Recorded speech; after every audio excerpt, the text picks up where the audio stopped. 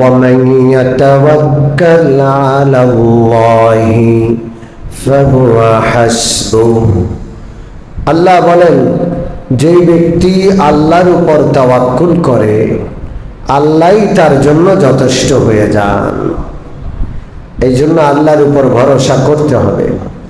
মুসলমান যখনই আল্লাহর উপর ভরসা করেছে, স্বয়ং আল্লাহ তার সাহায্য করেছেন। বদর এর উৎকৃষ্ট প্রমাণ, আরো প্রমাণের অভাব নেই। কিন্তু জীবনের কোনো ক্ষেত্রে বান্দা যদি আল্লাহর উপর তাওয়াক্কুল থেকে একটু সরে যায়, বিন্দু মাত্র সরে গেল, আল্লাহর সাহায্য বান্দা থেকে দূরে সরে যায়। খুব ভালো করে মনে রাখতে হবে, তাওয়াক্কুল আন্তরিকভাবে যেমন আল্লাহর উপর ভরসা রাখতে হবে, পাশাপাশি যে পদ্ধতি নবী সাল্লাল্লাহু আলাইহি ওয়াসাল্লাম তাওয়াক্কুলের রেখে গেছেন, সেই পদ্ধতিতেই তাওয়াক্কুল করতে হবে। নিয়ত খুব ভালো, আল্লাহর উপর ভরসা, কিন্তু ভরসার যে পদ্ধতি বান্দা অবলম্বন করেছে সেটা নবীর দেখিয়ে যাওয়া পদ্ধতি নয়, তাহলে এটাও আল্লাহর কাছে তাওয়াক্কুল হিসাবে গণ্য হবে না।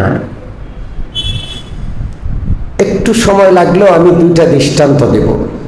প্রথম দৃষ্টান্ত হলো, তাওয়াক্কুলের ঘাটতি যদি হয়, বদরে তাওয়াক্কুলের ঘাটতি ছিল না, অস্ত্রের ঘাটতি ছিল, জনসংখ্যার ঘাটতি ছিল, উপযুক্ত জায়গা যুদ্ধের জন্য সেই উপযুক্ত জায়গা মিলে নাই, সেটার ঘাটতি ছিল, সুপেয় পানির ব্যবস্থা ছিল না, ঘাটতি ছিল,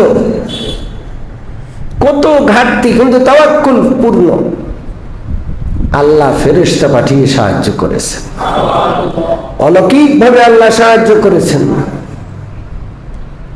এর বিপরীত তাওয়াক্কুলের যদি সামান্যতম ঘাটতি হয়, আল্লাহর সাহায্য বান্দা থেকে দূরে সরে যায়।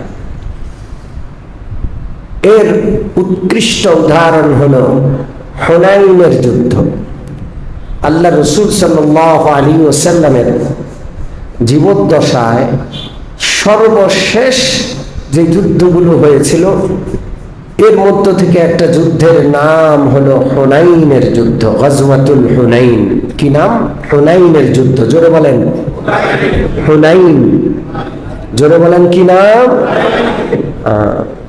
হুনাইন একটা জায়গার নাম।